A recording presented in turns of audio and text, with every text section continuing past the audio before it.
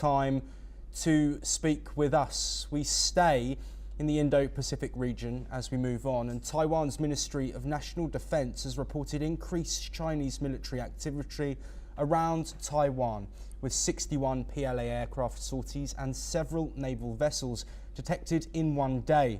Many aircraft crossed the Taiwan Strait's median line and entered Taiwan's air defense identification zone. Taiwan's military is prioritising combat readiness to deter Chinese threats, with President Lai Ching-te emphasising preparation for a potential war of endurance. Training has been revamped, and asymmetric warfare tactics, including air defence and drones, are key strategies. Taiwan's extended compulsory military service and upcoming Han-Quan exercises aim to enhance defence capabilities. Meanwhile, Chinese authorities in Guangzhou have accused Taiwan's government of being behind a cyber attack on an unnamed technology company.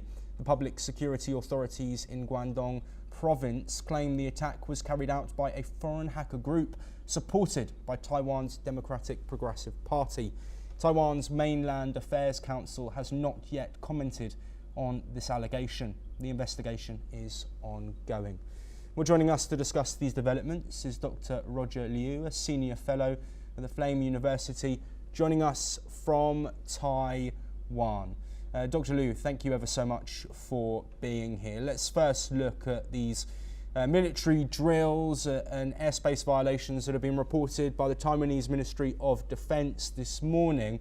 Is there any significance at the fact that this is two separate incidents that have been reported, one up until 6 a.m. and a second from around 8:15 a.m. This morning? Could this be a signal of a potential full-scale invasion, or is this just a repetition of the further tensions we've seen in recent weeks and months? For having me. I think this is part of the chain attacks or responses from the PLA and the party state of CCP towards Taiwan in the past few months, after especially President Lai Ching-te has escalated the war of endurance tactics by raising the awareness from the Taiwan side against China attack. Well, China has never stopped using this kind of military gestures to threaten Taiwan. So I think this is this is part of that increased pressures. But the Taiwanese side, along with our allies, including the US, actually has been worrying about this. And we have upped the ante for the past few months, especially by treating PLA's threat more seriously from the political gesture to limited using limited military actions, trying to force Taiwan to accept the possible political solutions for the future. Because certainly Taiwan has been trying to increase the social resilience within the island by setting up different institutions, by trying to recall the pro-China legislators and politicians within this island. So I think China actually has failed this kind of responses. So they are trying to send out military gestures to express their dissatisfaction regarding that, and to test Taiwan's readiness and preparedness of the possible attack for the future. Yes, Dr. Liu, I want to get an understanding of the feeling within Taiwan when these military drills are carried out by China. What does it do to local communities? And what's the feeling within Taiwan, considering the sort of consistency of this level of activity? Well, generally speaking, the society of Taiwan, different part of the society of Taiwan has not been in a panic mode. This is not something that we've been dealing with them. However, we feel the pressure has been increased, and the frequency and the sorties, the amount, the intensity actually has been escalated, and this is what we felt.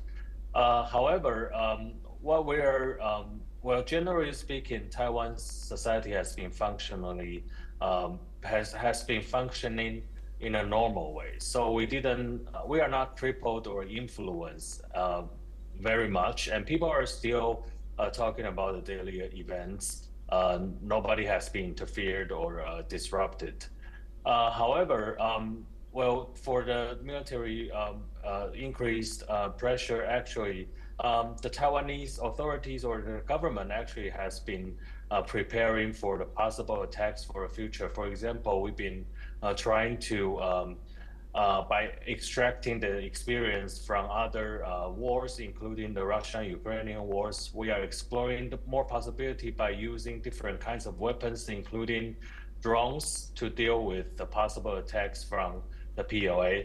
Because now we think we don't worry about their conventional attacks, because this is more like a military gesture. We're worrying about some kind of special tactics they might employ. For example, they have sent out single individuals to reach Taiwan in a mysterious way. Well, people just they board Taiwan on the shore in a raft, only single person. And this is really strange because Taiwan and China has been separated by 100-mile Taiwan Strait, and this is so strange that this person can come here.